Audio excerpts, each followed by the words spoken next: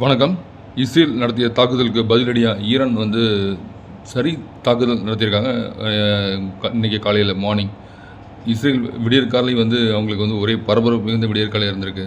So எங்கேருந்து எந்த ஏவுகணை வரும்னு சொல்லி தெரியல. அவங்க இஸ்ரேலில் இருக்க கமாண்டர் என்ன சொல்லியிருக்காரு அப்படின்னா, எப்போ எந்த ஏவுகணை எங்கேருந்து வருதுன்னு தெரியாது அவங்க மக்களுக்கு.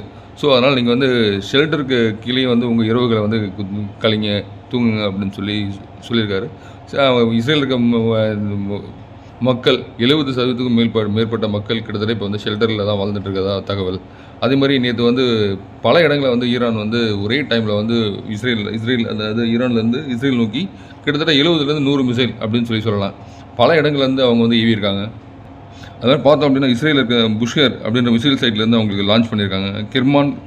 குர்மாதாபாத் அந்த இதுலேருந்து லான்ச் பண்ணியிருக்காங்க. அதே மாதிரி கஷான் மிசைல் சைட்லேருந்து லான்ச் பண்ணியிருக்காங்க.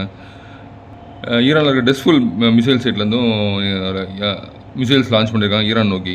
ஈரானில் பார்த்தோம் அப்படின்னா ஹைஃபா ஆயில் ரீஃபைனரி, ஹைஃபாவில் இருக்கிற துறைமுகம், அதே மாதிரி டெல்லவியில் இருக்க கட்டடங்கள், அதாவது என்ன சொல்கிற மத்திய வடக்கு இஸ்ரேலில் இருக்கிற கட்டடங்கள், அதே மாதிரி ஜெருசலேம், டெல்லவிவ் பக்கத்தில் இருக்கிற பேட்ரியான் நகரம், இங்கெல்லாம் நேற்று சரி தாக்குதல் நடத்தியிருக்காங்க இஸ்ரேல்.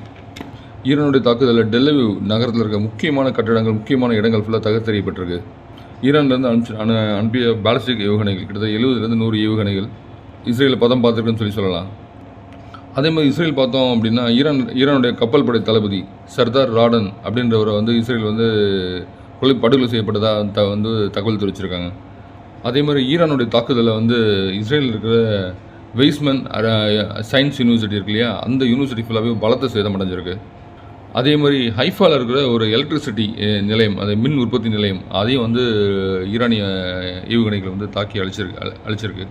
அது பலத்த சேதம் அடைஞ்சிருக்கு. அதை முக்கியமாக பலத்த சேதம் பார்த்தா ஹைஃபாவில் இருக்கிற ரிஃபைனரி ஒன்று இல்லைன்னு பண்ணியிருக்காங்க, அந்தளவு அடி. அதே மாதிரி டெல்லவிவ் நகரங்கள், அந்த நகரங்களில் இருக்கிற முக்கிய கட்டடங்கள் உள்ள சரியான அடி அடித்து ஈரானுடைய ஏவுகணைகள் அடித்து நொறுக்கியிருக்குன்னு சொல்லலாம். அங்கே இருந்து வரும் ட்ரோன் காட்சிகளை பார்த்தா கிட்டத்தட்ட தரைமட்டமாக ஆக்கின கட்டட குவியல்கள்.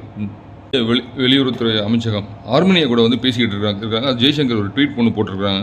ஸோ அந்த ட்வீட்டில் என்ன சொல்லியிருக்காங்கன்னா, ஆர்மேனியா வெளியுறவுத்துறையில் இப்போ ஈரானில் போர் நடக்கிறாங்க, நம்ம மக்களை இந்தியன்ஸை பீப்புள்ஸை அங்கேருந்து இடம்பெயர்ந்து ஆர்மேனியாவுக்கு வந்துடுவாங்க. ஆர்மேனியாவிலேருந்து நீங்கள் பாதுகாப்பாக எங்களுக்கு இந்தியாவுக்கு அனுப்பிச்சி வைங்கன்னு சொல்லி அந்த ப்ராஜெக்டை ஆர்மேனியாவோட பேசி ஒப்படைச்சிருக்காங்க.